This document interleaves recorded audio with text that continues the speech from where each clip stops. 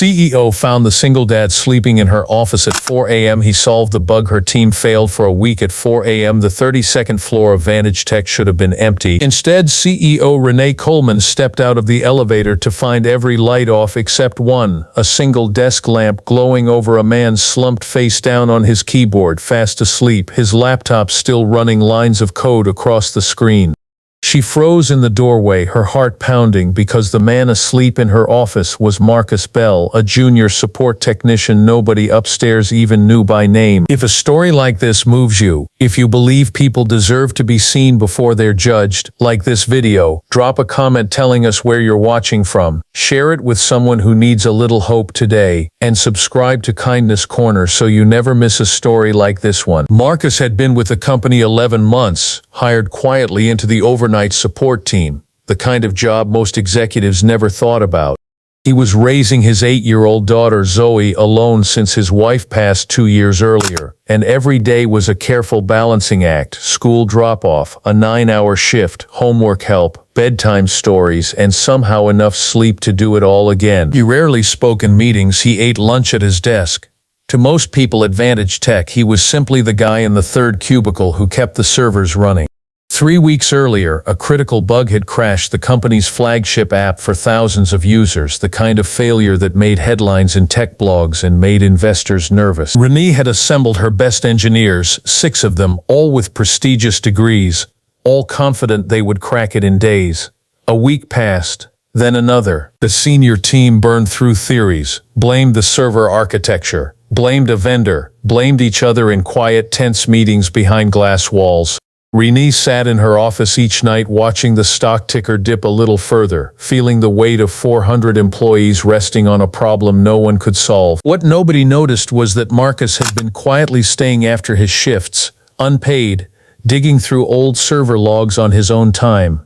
He wasn't trying to be a hero. He simply couldn't stop thinking about it. The pattern in the crash reports reminded him of something he'd taught himself years ago, back when he used to code late at night just to prove to himself that dropping out of college hadn't ended anything. He'd tell Zoe he was helping fix something big at work, and she'd nod proudly before falling asleep, never knowing her father was carrying the company on his shoulders while everyone else went home.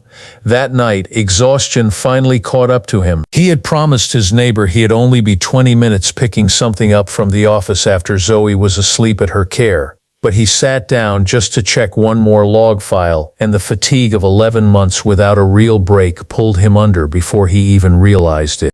His laptop stayed open. On the screen, buried in a chat window, was a message he'd typed to himself just before drifting off. Found it. It's not the server. It's the timestamp overflow in the sync function. I can fix this.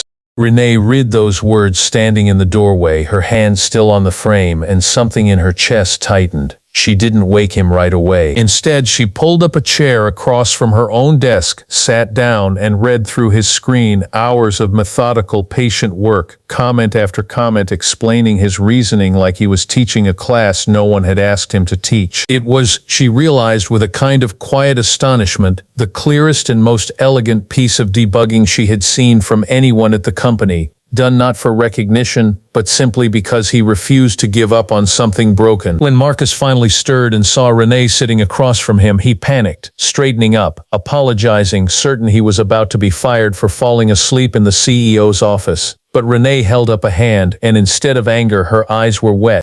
She turned the laptop toward him and asked him to walk her through it right there, at nearly 5 in the morning. And he did. Nervous at first, then more sure of himself as she asked real questions, as she listened the way no one ever had. By 7 a.m., Renee had called an emergency meeting in front of the same senior engineers who had spent 3 weeks failing. She asked Marcus to explain his fix. His voice shook for the first 30 seconds. Then it steadied because for once he wasn't just fixing a bug, he was being heard. The fix worked.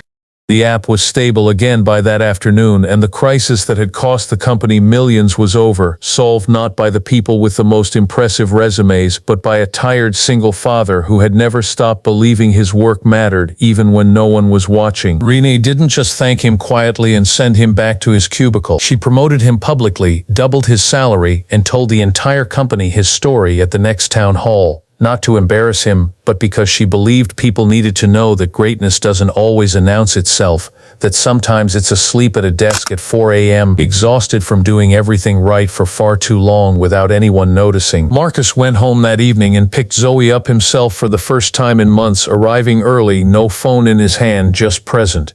He told her they didn't have to worry the way they used to. She didn't fully understand what had changed, but she understood the way he held her a little longer than usual, and that was enough.